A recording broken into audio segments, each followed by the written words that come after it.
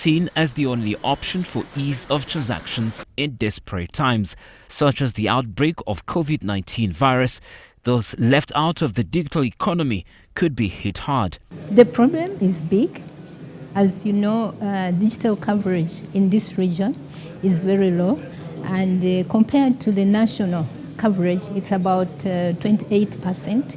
So meaning the task for us is actually big, to see that people in the rural areas, those that are far and hard to reach, have access to digital services. And here we are talking about, the phones, having access to phones that they can actually use. Like you've mentioned, health, education.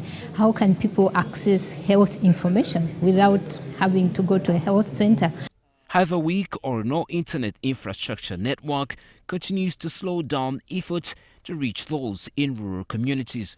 Even before you promote for them to have access to these digital services, can they really use them in their communities? What signal quality do they have?